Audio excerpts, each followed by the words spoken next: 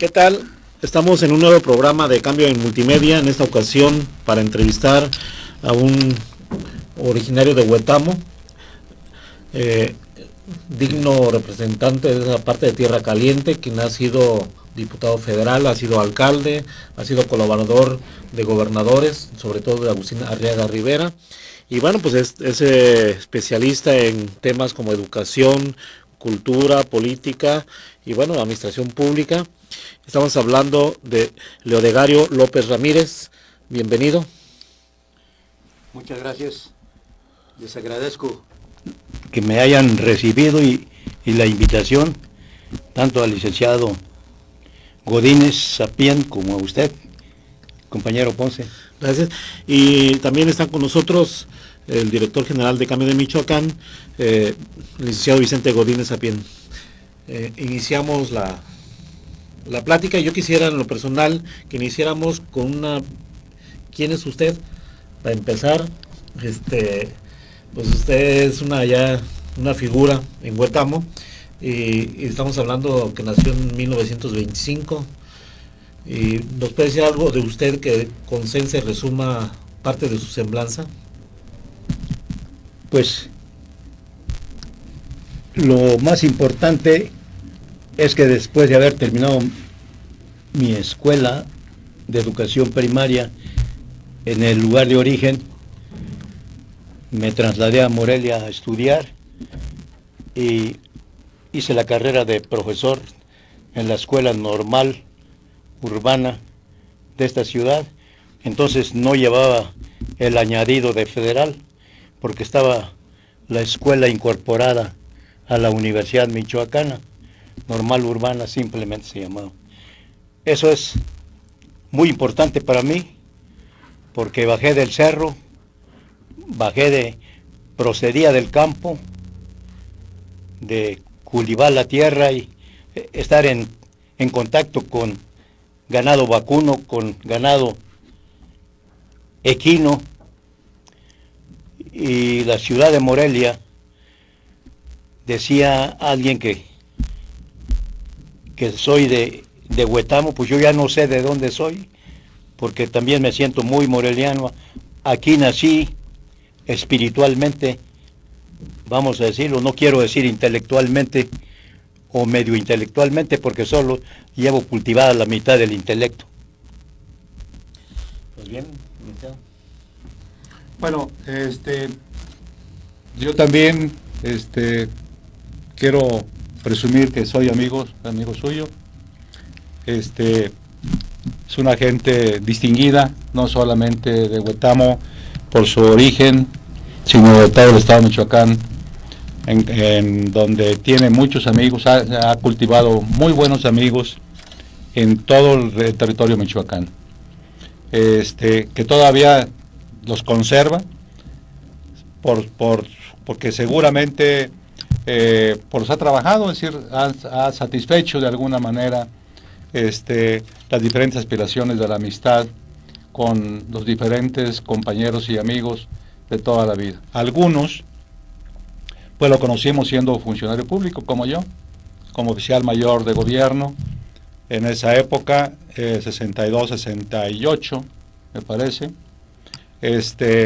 y después pues hemos seguido cultivando también de mi parte, y me da mucho gusto, cultivando esa amistad, y creo que usted ha aportado mucho para el estado de Michoacán, y que considero que no se le ha dado el reconocimiento adecuado con la aportación que ha hecho. Por eso, mi invitación para que nos acompañara el día de hoy, buscar la forma de aportar tanto culturalmente al estado de Michoacán, conocer sus opiniones generales de la problemática, digo, estatal y nacional, porque finalmente todos estamos allí involucrados entre los demás estados del país y Michoacán. Entonces, yo aparte de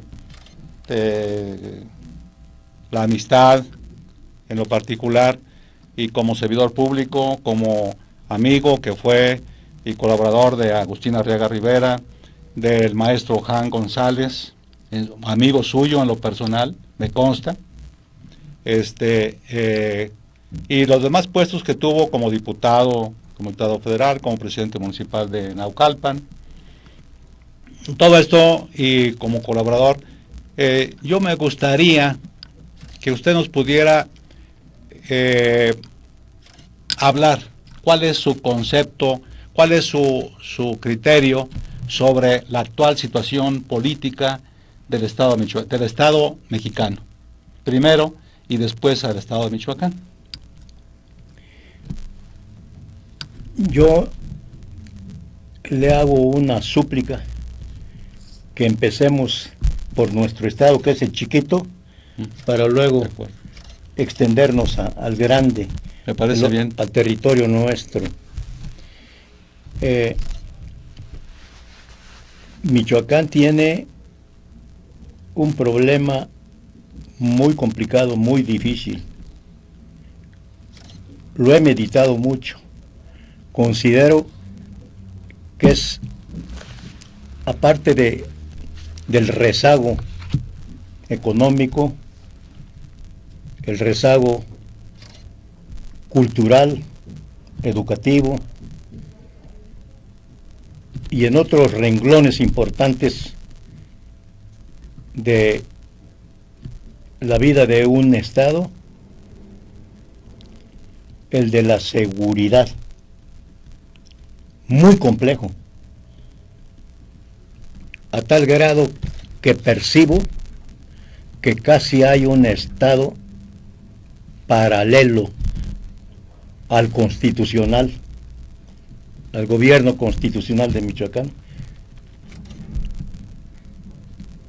Hay un grupo que tiene una red extensa que abarca la totalidad del estado de Michoacán y repercute en la parte oriente del Estado de México y en la parte sur de dicho estado, limitando con Guerrero y limitando con Michoacán. Está influido el Estado de México por este problema de inseguridad pública, donde la población está silenciada, está callada, está sometida y está sujeta a una serie de exacciones, de contribuciones forzadas, obligadas, fuera de todo principio legal. Ese es el principal problema. El otro es el problema económico del Estado. Yo encuentro 4 antecedentes. Voy a procurar citarlos muy brevemente. El antecedente o factor es la situación geográfica del estado de Michoacán. Es un estado, yo le llamo terminal. ¿Qué significa con esto? Quiero significar con esto que está en una orilla del territorio de Michoacán. Quien viene a Michoacán, no va a ninguna otra parte. No hay gente de paso, menos ahora que muchas comunicaciones se han abreviado por el centro del país para ir a Guadalajara, para ir por todo el occidente del país, hacia el norte, al centro del país. Algunas veces se pasaba por Michoacán para ir al centro, ahora ya no. Ahora, en compensación con la autopista que se hizo a Lázaro Cárdenas, pasan ahora sí algunos turistas que van no a Michoacán, que van a Guerrero, van de paso. Ese es un poco de compensación que hay de Guanajuato, de Querétaro, de San Luis Potosí, de Jalisco, utilizan esa vía. Entonces es un estado terminal que su posición geográfica es una desventaja. Pero está compensado por otros factores que no quiero extenderme, que es importantísimo también,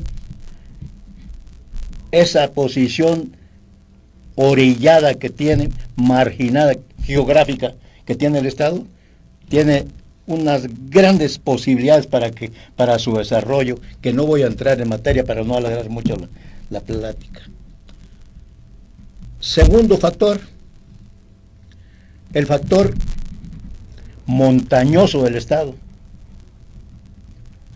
Tenemos estados montañosos, Guerrero, Chiapas, que pueden competir con Oaxaca, que pueden competir con Michoacán, o que nosotros competimos con ellos. Estamos definidos, el territorio michoacano tiene definidas 4 zonas bien delimitadas. El altiplano, que queda al norte del eje transversal, eje Tarasco-Naoa o eje neovolcánico, como quieran llamarle, hacia el norte, la parte que está más o menos adelantada con respecto a las demás zonas del estado y está más cultivada, primero por su posición que domina la planicie. Hay algunas partes que hasta le denominan el Bajío michoacano, a una gran zona que limita con Guanajuato y con Jalisco mismo, desde Briseñas hacia el oriente hasta llegar a Puruándiro, a parte se viene a acercar a parte de Zacapu, a Panindícuaro, todos esos lugares, grandes planicies. Y las otras zonas, el eje transversal, que tradicionalmente ha sido ocupado por grupos étnicos de origen tarasco dominantemente. Hay parte que está habitada o que estuvo habitada y que todavía hay residuos de mazahuas, y por el lado occidental, mexicas, y solo en el noroeste del estado, con residuos de la población teca, por el lago de Zamora para allá, todo y limitando con la laguna de Chapala, de tecos.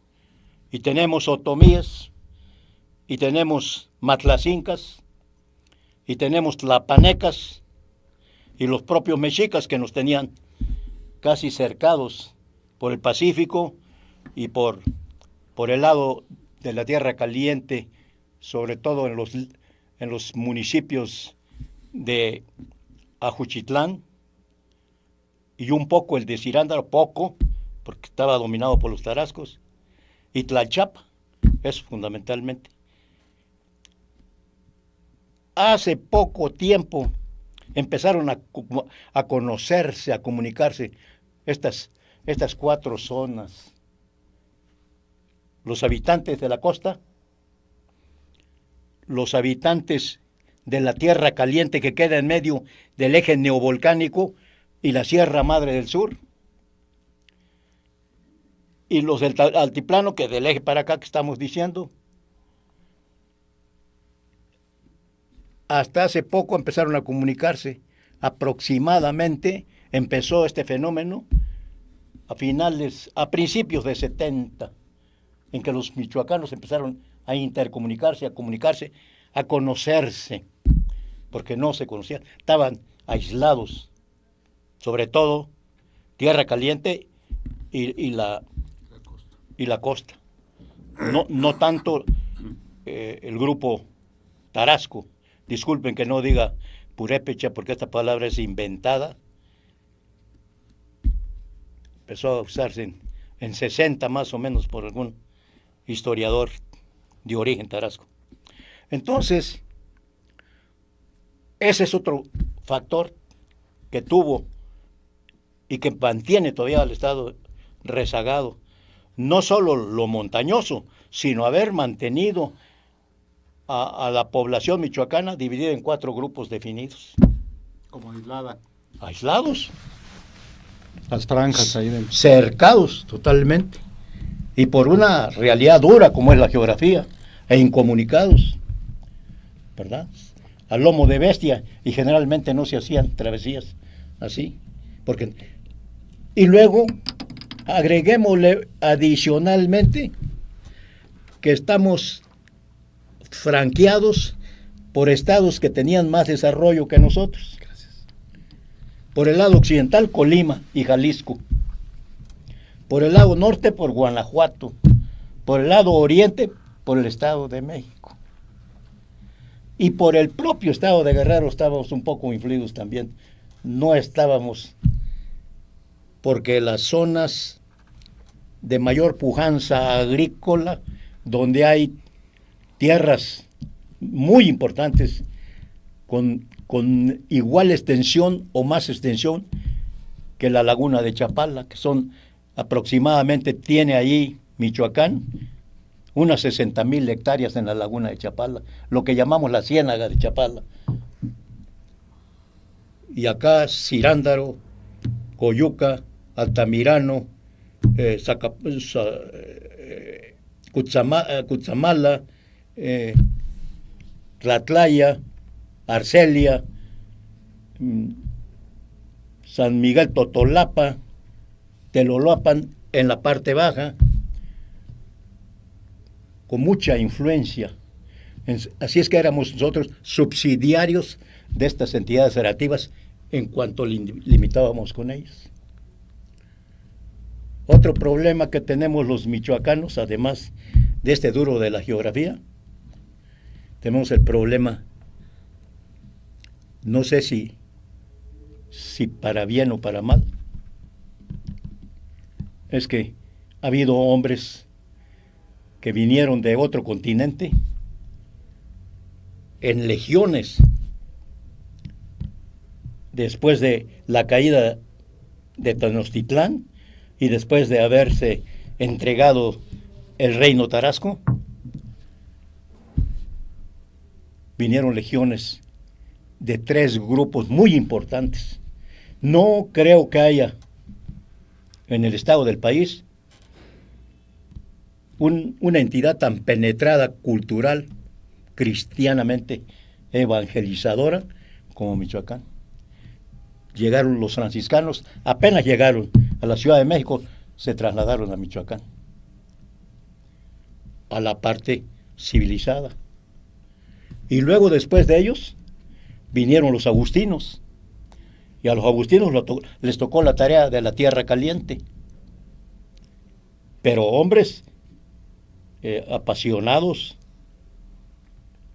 poseídos de Dios, no del demonio, convencidos de la tarea que realizaban. En general todos eran religiosos, seculares o regulares, monjes o curas. Y solo algunos que hasta aquí empezaron a penetrarse de la doctrina cristiana. Vasco de Quiroga, que no era religioso, el otro gran hombre que nos vino a civilizar, Fray Alonso de la Veracruz, pariente de la nobleza española, estaba encargado de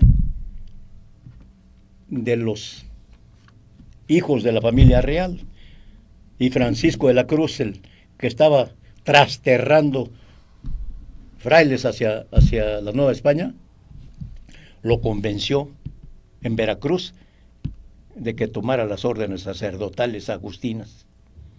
Mientras les vino dando, mientras hicieron el viaje de Cádiz a Veracruz, le estuvo dando teología a los sacerdotes. Y para eso lo trajeron a un teólogo que no era religioso, que diera teología a los religiosos.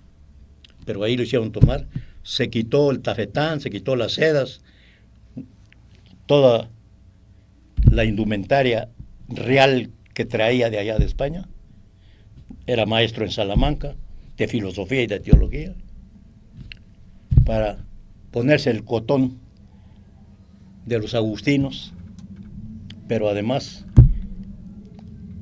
para hacerse, además de monje, sin haber hecho el curso de los cánones que establecen las leyes regulares.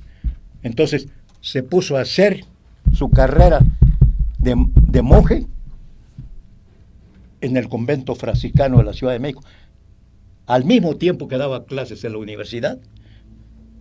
Estaba recibiendo en el seminario él, y después de transcurrido el tiempo se hizo fraile